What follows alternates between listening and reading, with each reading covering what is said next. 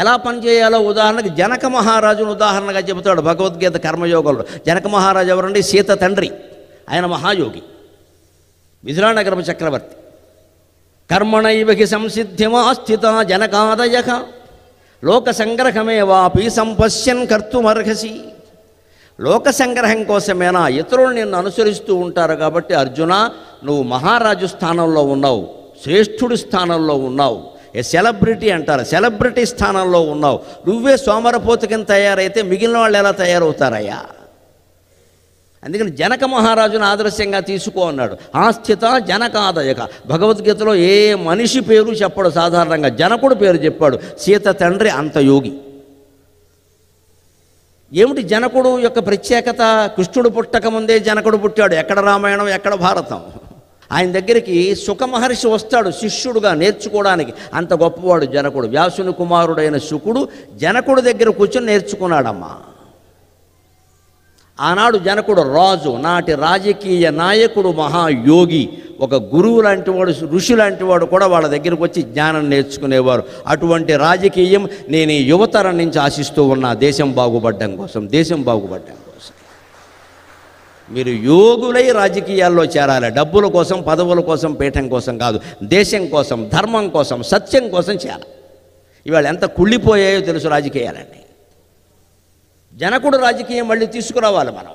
ఆయన నిర్లిప్తుడు, నిర్ద్వంద్వుడు, నిస్సంగుడు, దేంతోనూ సాంగత్యం లేదు. నిర్లిప్తుడు, దేన్ని పూసుకోలేదు, రాసుకోలేదు. ఎలా ఉండేవాడంటే జనక మహారాజు, ఈ శుకుడు ఇద్దరు కూర్చుని ఇలాగే, ఆయన ఒక ఆసనం మీద కూర్చున్నాడు, ఈయన ఒక ఆసనం మీద కూర్చున్నాడు. మాట్లాడుకుంటున్నారు, వేదాంతం మాట్లాడుకుంటున్నారు. అప్పుడు జనక మహారాజు రాజ్యంలో మిథిలానగరంలో పెద్ద ఉత్సవం జరుగుతోంది, జాతర. ఆషాఢమాసం బోనాలలాగా, బతుకమ్మ పండుగలాగా ఏదో జరుగుతోంది, జరగనేయండి. అప్పుడే ఈ సుఖ మహర్షి వచ్చాడు. వస్తే పర్వాలేదు, మనం మాట్లాడుకుందాం, వాళ్ళ పనిలో వాళ్ళు ఉంటారులే అని చెప్పి అక్కడ అందరికీ ఎవరికి చెప్పే పనులు వారికి చెప్పారు కదా. ఇంకా జనక మహారాజు ఏం చేస్తాడు? ఆయన డ్యాన్స్ ఆడతాడు ఏమిటి అక్కడ. ఆయన వెళ్ళి పక్కన కూర్చున్నాడు, ఈయన కూర్చున్నాడు అక్కడ. జనకుడు శుకుడు ఏదో అడుగుతూ ఉంటే జనకుడు చెబుతున్నాడు. మధ్యలో శుకుడు ప్రశ్న వేశాడు. ఇంత మహారాజ్యం కదా, ఎన్ని గ్రామాలు, ఎంత దేశం, మహా సామ్రాజ్యం, ఎలా కనిపెడుతున్నావు ప్రజల విషయాలు, ఎలా తెలుసుకుంటున్నావు, ఎలా చేస్తున్నావు, ఇంత సాధ్యం ఎలా అవుతుంది, ఇంత వేదాంతం మాట్లాడుతున్నావు, అంత పని చేస్తున్నావు. వేదాంతం మాట్లాడేవాడెవడు పనిచేయడు, పనిచేయడేవాడికేమో వేదాంతం మాట్లాడే సమయం ఉండదు. నువ్వు వేదాంతం మాట్లాడుతున్నావు, పని చేస్తున్నావు, ఆశ్చర్యంగా ఉందయ్యా అంటే జనక మహర్షి మామూలుగా సమాధానం చెప్పాల. చూపిస్తా, కంగారు పడకు అని శుకుడిని అక్కడ కూర్చోబెట్టుకుని దూరంగా ఓ భటుణ్ణి పిలిచాడు. ఒక భటుణ్ణి. అక్కడ ఒక ప్రదర్శన జరుగుతోంది, ఒక నాట్యం జరుగుతోంది. అక్కడ వేదిక మీద ఒక 10 మంది నటీమణులు, అందులో నటులు కూడా ఉన్నారు, ఏదో నాట్యం చేస్తున్నారు. అక్కడి భటుడు కాపలా కాస్తున్నాడు. భటుడిని పిలిచాడు. నిర్వహణ, మేనేజింగ్ ఎబిలిటీ అంటే ఏమిటో చెప్తారు ఇక్కడ జనక మహారాజు. భటుడిని పిలిచి, అవును నువ్వు డ్యాన్స్ దగ్గర ఉన్నావు కదా, నాట్యం దగ్గర అంటే ఉన్నానండి అన్నాడు. అందులో రెండో అమ్మాయి ఉంది కదా, భరతనాట్యం చేస్తోంది, ఆ అమ్మాయి స్టెప్, ఆ అడుగు తప్పేసింది, నువ్వు గమనించావా అని అడిగాడు. నాట్యంలో ఒక అడుగు తప్పేసింది ఆ అమ్మాయి, ఒక స్టెప్ తప్పేసింది. నాట్య శాస్త్రం ఉంటుంది కదా, ఆ శాస్త్రం ప్రకారం చేయకుండా ఆ అమ్మాయి కొంచెం అటు ఇటుగా చేస్తోంది, నువ్వు గమనించావా అన్నాడు. వెంటనే ఆ భటుడు ఏమన్నాడు తెలుసా? మహారాజాను కూడా భయపడకుండా, మహారాజా క్షమించండి, నన్ను అక్కడ ఆ అమ్మాయిని కాపలా కాయమని పెట్టారు కానీ ఈ నాట్యం గుర్తించమని నాకు చెప్పలేదు, నన్ను మన్నించండి అన్నాడు.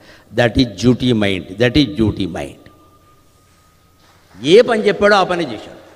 మీరు నన్ను ఆ నటీమణులకు రక్షణగా ఉండమన్నారు. వాళ్ళని ఎవరు కత్తెట్టి పొడి చేయకుండా, కింద పడగొట్టకుండా నేను చూడాలి కానీ వాళ్ళు భరతనాట్యం చేశారా, వాళ్ళ భర్తలు నాట్యం చేశారా నాకు అనవసరం అండి.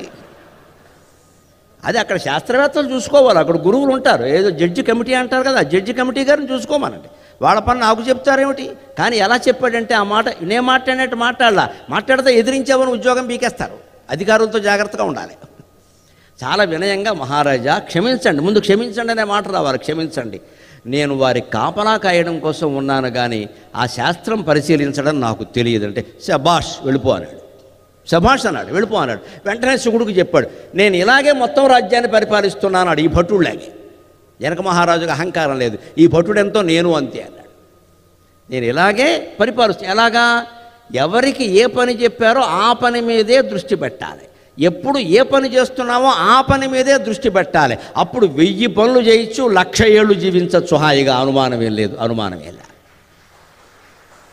మనం ఈ పని చేస్తూ ఇంకో పని గురించి ఆలోచిస్తూ ఉంటాం. మనం ఇది చేస్తాం, ఇచ్చేస్తే ఉపయోగం ఉంది, రేపు పొద్దున్న ఇంకో ప్రాజెక్ట్ ఇస్తారు, ఇలా జీవితాంతం చేస్తూనే ఉండాలా. ఐఎమ్ వెరీ మచ్ టైర్డ్ అంటాడు ఇలాగా. అసలు ఆలోచన ఇప్పుడు ఎందుకు? నీకు అప్పగించిన పని ఏదో చెయ్యి. వెరీ మచ్ టైర్డ్ ఇవన్నీ దేనికి? సాయంత్రం ఏం చేయాలి, రేపు ఏం చేయాలి, ఎందుకు ఆలోచన?